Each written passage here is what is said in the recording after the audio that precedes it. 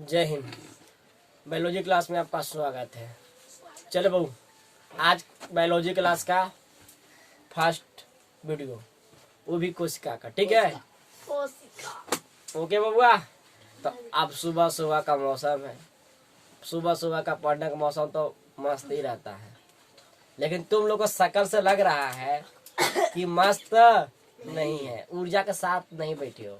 एकदम लगता है ना मरुस्थल की तरह बैठे हो। अरे लोल, एकदम अंदर से पॉजिटिव रहो, पॉजिटिव। भाई देख इधर, चलो आज की क्लास में हम बताने जा रहे हैं कोशिका। हमारा आज का टॉपिक रहेगा कोशिका पर, ठीक है?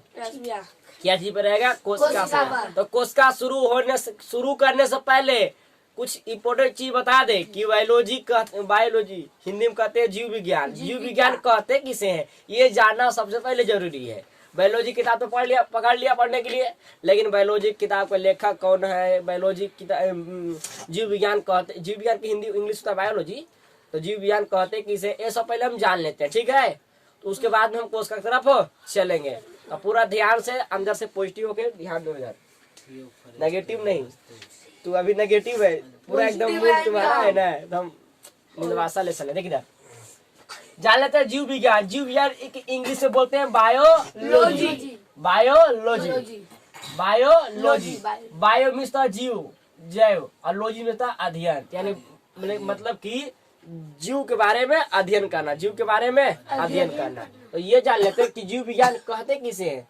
सजीवों का अध्ययन जीव विज्ञान कहलाता है। सजीवों का अध्ययन जीव विज्ञान कहलाता है। जिसमें जान प्राण है वो क्या है? सजीव। और जिसमें जान प्राण नहीं है वो क्या है? निर्जीव।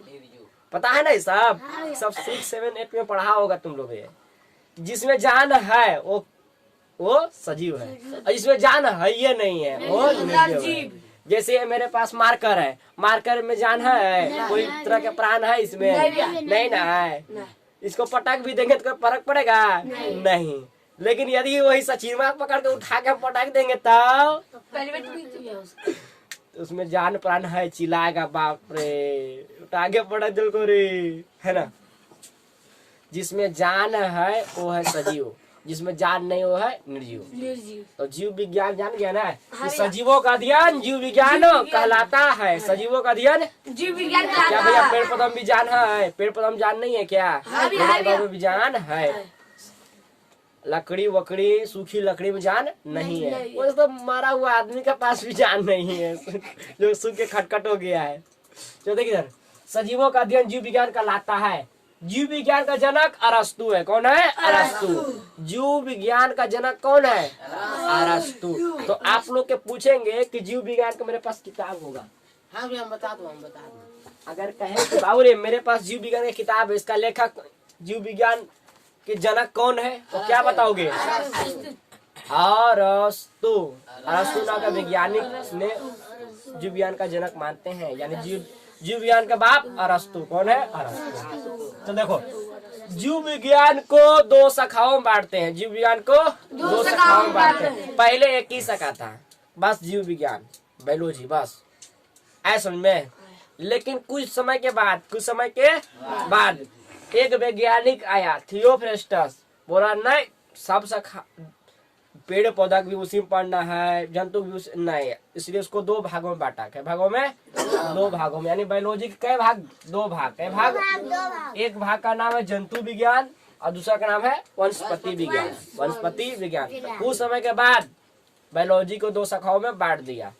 पहला शाखा है जंतु विज्ञान। जंतु विज्ञान बोलो या प्राणी विज्ञान बोलो, बात है एक ही। जंतु बोलो या प्राणी बोलो, बात एक ही है। जंतु विज्ञान या प्राणी विज्ञान। इंग्लिश में बोलते हैं जंतु विज्ञान को जूलॉजी। क्या बोलते हैं? जूलॉजी। अब इधर वनस्पति विज्ञान, वनस्पति विज्ञान को इंग्लिश में बोलते हैं बोटनी। बोलते हैं बोटनी। क्या? बोटनी। तो पहले हम जान ले कि जीव विज्ञान का जनक कौन है? अरस्तु। ओके। उसी प्रकार जंतु विज्ञान का जनक कौन हुआ? अरस्तु है। क्यों अरस्तु है? क्योंकि इस अरस्तु पेड़ पौधा के बारे में अध्ययन कर ही नहीं रहा था, अध्ययन, इसीलिए उसने कहा कि जंतु पर अध्ययन कर रहा था ना, इसलिए जंतु विज्ञान का जनक कौन हो जाएगा? अरस्तु। चेंजिंग नहीं होगा। लेकिन बदलाव किसके कारण हुआ? दूसरा वैज्ञानिक आया थियोफेस्टर बोला कि जितना भी पेड़ पौधा उसमें जान है, इसलिए उसको अलग भागों में पढ़ते हैं। उसको अलग भागों में पढ़ने के लिए वनस्पति विज्ञान का जनक कौन है? वनस्पति विज्ञान का जनक कौन है? थियोफेस्टर। तो अगर आप लोग से कोई पूछेगा कि वनस्पति विज्ञान का जनक कौन है? थियोफेस्टर। आखिर दो भागों में बांटा ही क्यों? आखिर दो भागों में क्यों बांटा? दो भागों में इसलिए बायोलॉजी को बांटा, यानी जीव विज्ञान को बांटा, क्योंकि जंतु विज्ञान में पढ़ेंगे जंतु के बारे में, कौन बारे में? जंतु के बारे में अध्ययन करेंगे। और वनस्पति विज्ञान में हम पेड़ पौधा के बारे में अध्ययन करेंगे। ओके, जंतु विज्ञान में जंतु के बारे में अध्ययन करेंगे। किसके बारे में अध्ययन करेंगे? जंतु के बारे में।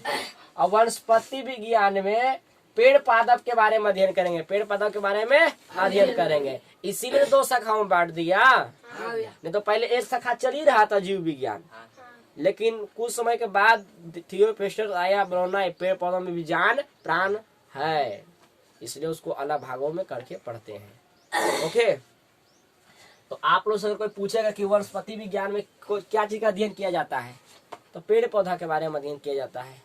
और जंतु विज्ञान में जीव जंतु के बारे में। अब जीव विज्ञान में क्या अध्ययन किया जाता है? तो दोनों का, ये दोनों उसी में हो गया रे।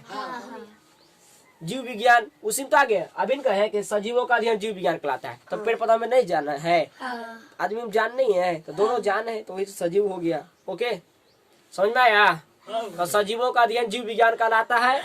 ओके, और जीव जंतु के बारे में अध्ययन करना जंतु विज्ञान कहलाता है। और पेड़ पौधों के बारे में अध्ययन करना अध्ययन करना वनस्पति विज्ञान कहलाता है। थियोफेस्टर बोलता है। लो वैज्ञानिक ना पूछे हैं, आप पूछते हैं वैज्ञानिक के नाम बता बहु। जंतु विज्ञान का जनक और वनस्पति विज्ञान का जनक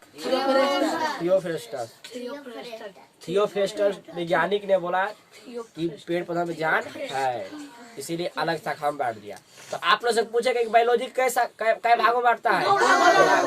नाम बोलो।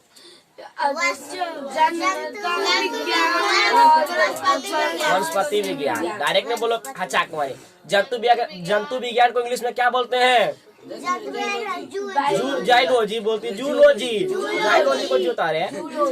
और दूसरा बॉटनी,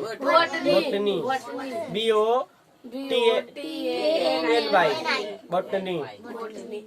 जूलॉजी का स्पेलिंग समझाया था कहीं का, बड़ा हो गया मोटा गया सब। देखिए जंतु विज्ञान में हम कौची का अध्ययन करते हैं? जीव जंतु के बारे में, जबकि वनस्पति विज्ञान में अगर पेड़ पौधा अगर अध्ययन करोगे तो किस भाग में करोगे? बायोलॉजी के। बायोलॉजी किस भाग में करोगे? वनस्पति विज्ञान में। ओके, ऐसा नहीं कि बायोलॉजी अलग है। देखो जंतु विज्ञान और वनस्पति विज्ञान दोनों एक ही है, मिलकर बनता है जीव विज्ञान। ओके, क्योंकि उसी से बटा रहे लोग कहीं का। अब अपना टॉपिक में चले, अब चलते हैं कोशिका। ये 9th क्लास का फर्स्ट चैप्टर है, कोशिका। चलो बाबू कोशिका जान लेते, कोशिका है क्या। ओके, तो जाने के लिए तैयार हो? हाँ भैया। एक नई ऊर्जा के साथ, नई किरण के साथ एकदम मस्त से ध्यान दो। इधर साइंस है बाबू, तुम लोग तो बहुत खराब लगता है कि उठते हो चल आते हो पढ़ने के लिए, वो भी 6 बजे। अरे कुली कलाली बढ़िया से कर लो, ताजगी दिन मन में पैदा कर लो कि लगे ऊर्जा के साथ। लगता है बैठे ले तुम्हारे हुआ सब पता ही नहीं चलता कि हमको लगता है नहीं कि अरे घींच लेगा कि नहीं 1 घंटा क्लास ही पूरा एकदम नींदिया ऐसे करते रहता है। अरे ऐसा लग आँख में एक तेज रोशनी होना चाहिए, सुबह सुबह का एक चमक होना चाहिए। लेकिन तुम लोग के पास वो कुछ उठना है, आग में ना चलाना है, तो तू कहाँ आवाज भी तुमको सफा नहीं आ रहा है। हम नहीं उठे हैं बड़े बड़े, हम एक ताजगी में पढ़ा रहे हैं। कैसे हम भी आते हैं इन्हें से पढ़ते हैं। हेलो बच्चों, हम आज पढ़ाएंगे बायोलॉजी, तो शुरू करने जा रहे हैं कोशिका। ऐसे पढ़ा रहे हैं हम, एक ऊर्जा के साथ पढ़ा रहे कि नहीं पढ़ा रहे? ले आप लोग नहाना है, बोरे बोरे ने मुंह धोना है, एकदम क्लास में एंट्री कर लेना आराम से। काय कोड़िया हो तुम सब, नहाओगे तो देख। कोशिका जान लेते हैं। कोशिका का अध्ययन साइटोलॉजी कहलाता है। कोशिका का अध्ययन साइटोलॉजी कहलाता है। कोशिका का अध्ययन सर्वप्रथम कोशिका खोज रॉबर्ट हुक ने किया था। कौन किया था? सर्वप्रथम सर्वप्रथम कोशिका के खोज कौन किया? Robert Hooke. 1665 ईस्वी में रॉबर्ट हुक ने कोशिका की खोज किया, लेकिन मृत कोशिका खोज किया। खोज तो किया रॉबर्ट हुक ने, लेकिन मृत कोशिका खोज किया। ऐसा समझ में? कुछ समय के बाद यानी कि 9 साल के बाद वही 1665 से लेके 1674 के बाद 1674 में सर्वप्रथम जीवित कोशिका खोज एंटोनी वन लीवेनहॉक ने जीवित कोशिका खोज कर दिया। कौन कर दिया? Antonie van Leeuwenhoek. इसके 9 साल बाद, 9 साल नहीं बता रहे, 5 और 5 70 और 70 और 4 74, 9 साल हुआ कि नहीं रे? तो 9 साल के बाद एंटोनी वन लीवेनहॉक ने जीवित कोशिका खोज कर दिया। तो अगर आप लोग से पूछेगा कि सर्वप्रथम जीवित कोशिका खोज एंटोनी वन लीवेनहॉक, तो तैयार करके बोलो, एंटोनी वन लीवेनहॉक। मृत कोशिका खोज सबसे पहले कोशिका कौन खोज किया? रॉबर्ट हुक ने। लेकिन किया खोज, लेकिन मृत कोशिका खोज किया। ओके, अब आगे जानते हैं कोशिका का अध्ययन। कोशिका का सिद्धांत स्लाइडेन एवं स्वान ने दिया। अब कोशिका तो खोज सब कर लिया, इसका सिद्धांत देना भी कोई वैज्ञानिक चाहिए ना। इन तो खोज लिया भाई कोशिका, तो उसका एगो मरल खोजा, एगो जिंदा खोजा। अब कुछ दिन के बाद कोशिका का सिद्धांत देने के लिए दूसरा वैज्ञानिक आया, उसका नाम है स्लाइडेन एवं स्वान। स्लाइडेन एवं स्वान ने और कहा कि शरीर कोशिकाओं से मिलके बना है। स्लाइडेन और सब सिद्धांत दिया और कहा, जब स्लाइडेन एवं स्वान ने कोशिका का सिद्धांत दिया और कहा कि हमारा शरीर कोशिकाओं से मिलके बना है, हमारा शरीर कोशिकाओं से मिलके बना है, हमारा शरीर छोटे छोटे कोशिकाओं से मिलके बना है। अगर आप लोग से पूछेगा कि शरीर कैसे बना है, तो छोटी छोटी कोशिकाओं से मिलके बना है। अतः कोशिका शरीर की सबसे छोटी इकाई है। कोशिका शरीर की सबसे छोटी इकाई है। लेकिन हम यही क्लास में आगे पढ़ेंगे, यही चैप्टर में आगे पढ़ेंगे कि कोशिका से भी छोटा छोटा इकाई उसके अंदर मौजूद है। ठीक है, लेकिन यहाँ का बताया गया है कि कोशिका शरीर की सबसे छोटी इकाई है। शरीर की सबसे छोटी इकाई है शरीर की सबसे छोटी इकाई क्या है? कोशिका है। लेकिन कोशिका के अंदर भी अंग है, वो भी हम पढ़ेंगे। ठीक है, तो शरीर की छोटी इकाई कोशिका क्या होगा? कोशिका। कोशिका की खोज रॉबर्ट हुक, लेकिन मृत कोशिका खोज और जीवित कोशिका खोज एंटोनी वन लीवेनहॉक। लेकिन सिद्धांत दिया स्लाइडेन एवं स्वान ने और कहा कि हमारा शरीर कोशिकाओं से मिलके बना है। ओके, अतः शरीर की सबसे छोटी इकाई कोशिका है। शरीर की सबसे छोटी इकाई कोशिका है। ओके, पूछ लेगा कोई तो बता दोगे ना? खड़े खड़े एकदम। चल देखो आगे, मृत कोशिका के नेफ्रोसिस कहते हैं। मृत कोशिका को नेफ्रोसिस कहते हैं। सबसे छोटी कोशिका माइक्रोप्लाज्मा है। सबसे छोटी कोशिका क्या है? माइक्रोप्लाज्मा है। सबसे छोटी कोशिका माइक्रोप्लाज्मा। और सबसे बड़ी कोशिका शुतुरमुर्ग के अंडा में। शुतुरमुर्ग के अंडा में कहाँ है? शुतुरमुर्ग के अंडा में। सबसे बड़ी कोशिका शुतुरमुर्ग के अंडा में, जबकि सबसे छोटी कोशिका माइक्रोप्लाज्मा में। माइक्रोप्लाज्मा में और सबसे बड़ी कोशिका शुतुरमुर्ग के अंडा में है। ओके, शुतुरमुर्ग का अंड वो होता है, उसको तुम आमलेट बना के खाएगा ना सचिन, तुम एकदम दिन भर तुम खाते ही रह जाएगा। 3 टाइम तुमको नाश्ता हो उस आमलेट में से, वो भी भर भर पेट एकदम। इतना बड़ा अंडा रहता है रे शुतुरमुर्ग, वो रहता है इतना बड़ा, इतना बड़ा अंडा रहता है उसका। क्या लगता है तुम उसको फोड़ के बनाओगे, गिलासवा में छोटा अंडा घटोरते हो, गिलासवा में नहीं घटराएगा, उसको कढ़ाइया लाओगे, कढ़ाइया से करके ला के एकदम, उसमें बड़ी बड़ी कोशिका होती है। ठीक है, शुतुरमुर्ग के अंडा में। समझ में आ गया? अगर कोई पूछेगा कि सबसे बड़ी कोशिका और सबसे छोटी माइक्रोप्लाज्मा में। माइक्रोप्लाज्मा में बहुत छोटा कोशिका, बहुत छोटा कोशिका। चलो अब आगे बढ़े। अरे मनहूस सही है ना? चलो समझ गए बबुआ, कोई दिक्कत? चलो आगे, लाइट सही आ रहा है ना? लाइनवा काट के डिस्टर्ब कर देता है। चलो आगे बढ़ते हैं ना। सबसे बड़ी कोशिका सुरमुर के अंडा में, सबसे छोटी कोशिका माइक्रो प्लाज्मा में। अब जानते हैं आगे। तंत्रिका कोशिका में किसी प्रकार का विभाजन नहीं होता। तंत्रिका कोशिका में किसी प्रकार का विभाजन क्या नहीं होता? विभाजन नहीं होता। विभाजन नहीं होता। तंत्रिका कोशिका में किसी प्रकार का विभाजन नहीं होता। विभाजन नहीं होता। विभाजन का मतलब हो गया कि जैसे कि जो कट छट गया, जो कट छट गया, और कट छट गया तो मांस बढ़ाना चाहिए ना, कोशिका बढ़ाना चाहिए, मासा बढ़ना चाहिए। मांस उस नहीं बढ़ता है वहाँ पर, तो कहाँ नहीं बढ़ता है बउआ?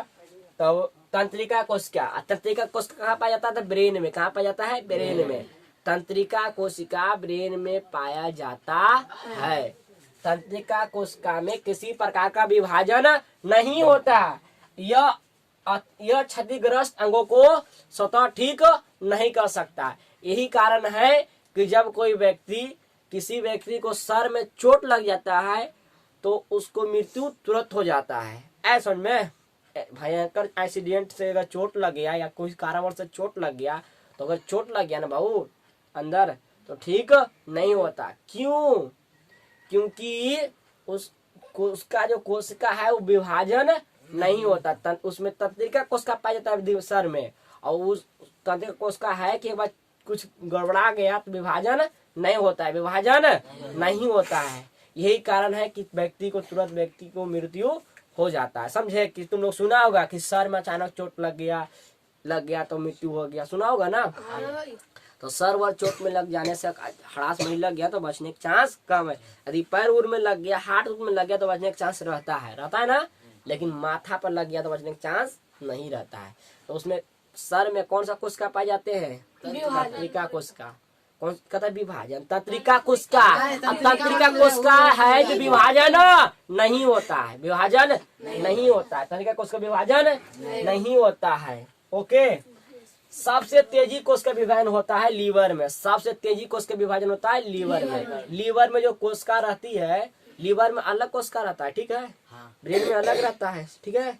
हम लोग शरीर में अलग रहता है, ये नहीं कि सब एक ही रहता है, ठीक है? तो जो ब्रेन में तंत्रिका कोशिका रहता है वो विभाजन नहीं होता है। वो क्षतिग्रस्त अंगों को स्वतः ठीक नहीं कर, क्षतिग्रस्त मतलब चोट को जल्दी ठीक नहीं कर सकता है। लेकिन सबसे तेजी विभाजन पूरा शरीर में सबसे तेजी विभाजन होता है तो लीवर में। किसमें होता है? लीवर में होता है। किसमें होता है? लीवर में। अगर लीवर में अगर कट छट गया या कोई कारणवश से मान लिया जाए वहां पर कुछ गड़बड़ा गया तो वहाँ विभाजन बहुत जल्दी होता है। विभाजन बहुत जल्दी होता है। ऐसे में तो भैया, तो क्या लीवर यहीं पे है, तो क्या भैया लीवर को कोई कारणवश कट सकता है? वो तो अंदर में पाइक है, भैया कटेगा कैसे? या कोई मतलब कि कीटाणु से अति से अगर कोई कारणवश से हो जाता है नुकसान, तो उसको गड़बड़ाने से अच्छा है उसको स्वतः ही ठीक कर लेता है। ऐसा समझ में? कोई दिक्कत नहीं? या कोई कारणवश हो ही सकता है, नहीं कैसे होगा? अगर चाकू ला के हड़ास मरीज जब भोंक दे लीवर पर खास करके, तो उससे व्यक्ति को मृत्यु नहीं होगा। ऐसा समझ में? क्योंकि वो अपना अंग को स्वतः ठीक कर सकता है। ऐसा समझ में? ये टेंशन नहीं। लेकिन वह चक्कू अगर ला के डायरेक्ट पेटवा में भोंक दे तब तो जाना पड़ेगा हॉस्पिटल। इसमें भी हॉस्पिटल जाना पड़ेगा, लेकिन बचने का चांस रहता है। लेकिन पेट में लग गया, इधर उधर लग गया तो बचने का चांस कम रहता है, ठीक है? तो सबसे तेजी को उसके विभाजन किसमें होता है? लीवर में। ओके। अब वैसे भी मारेगा क्या? कौन मारेगा? अभी वैसे भी अंदर में पाइक हो। अब कारण वर्ष बताएगा बाबा, ठीक है? समझ आया? अब बात की है कि अगर ढेर भोग दिया, पूरा एकदम ऐसा हुड़ दिया, तो मरने का चांस रहता है। ऐसा नहीं है कि नहीं रहता है। अगर डायरेक्ट भोग करके अब या कृतवा के पूरा लीवर के जगह पर चक्कस पूरा हौड़ दे ऐसा करके, तब तो मरने का चांस पूरा हो जाएगा। मरिए जाओगे है ना? थोड़ा मोड़ा छेद भोग का गया तो कोई टेंशन नहीं है, थोड़ा मोड़ा, समझे? थोड़ा मोड़ा, ज्यादा नहीं कहे हैं, क्योंकि लीवर कोशिका को स्वतः ठीक कर सकती है, क्षतिग्रस्त अंगों को स्वतः ठीक कर सकती है। कोई दिक्कत? आगे बढ़े। चलो तुम लोग ये बताओ, सबसे बड़ी कोशिका, सबसे छोटी कोशिका, में मृत कोशिका कहाँ बोल रहे थे? मृत कोशिका को नेफ्रॉन कुछ कहते हैं, नेफ्रोसिस कहते हैं।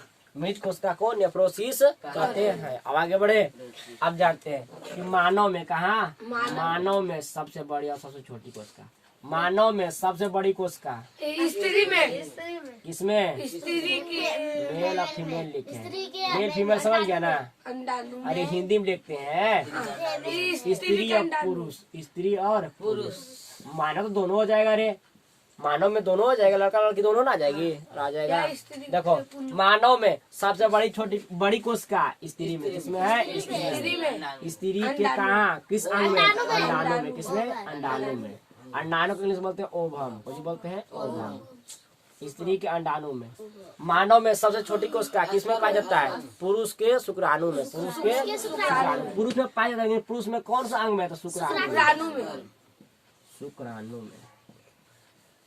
शुक्राणु किसमें बोलते हैं? स्पर्म, कुछ बोलते हैं स्पर्म, SPERM, स्पर्म। समझ आया बुआ? हाँ भैया। कोई दिक्कत? नहीं भैया। एक बार फटाफट पूछ ले। हाँ। चलो कोई दिक्कत नहीं, तुम लोग से पूछ ही लेते हैं। चल तुम लोग ये बताओ कि जंतु कोशिका का अध्ययन क्या कहलाता है? फटाफट बोलो, जल्दी जल्दी। कोशिका का अध्ययन क्या? हाँ, साइटोलॉजी। कोशिका का अध्ययन। साइटोलॉजी। सर्वप्रथम कोशिका खोज रॉबर्ट मरुअस। चला सब बोलता है रे, रॉबर्ट हुक 1665 ईस्वी में। लेकिन मृत को उसका खोज किया। पहले सर्वप्रथम, हाँ वही सर्वप्रथम ने सबसे पहले। हाँ, अब सर्वप्रथम जीवित को उसका खोज एंटोनी वान लीवेनहॉक 1674 ईस्वी में, लेकिन जीवित को उसका खोज किया। अब लेकिन इसे तो खोज कर लिया, सिद्धांत कौन दिया? फटाफट बोलो। सिद्धांत स्लाइडेनबर्ग। और कहा कि शरीर के सबसे छोटी इकाई है, ऐसा समझे, हमारा शरीर कोशिकाओं से मिलके बना है। ये कौन बताया? स्लाइडेनबर्ग स्वान ने। चलो ठीक है, तो आप लोग इसको स्क्रीनशॉट ले लो।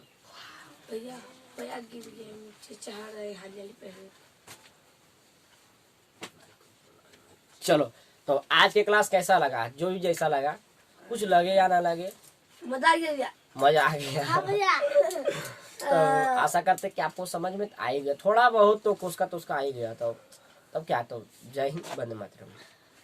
मजा आ गया भैया।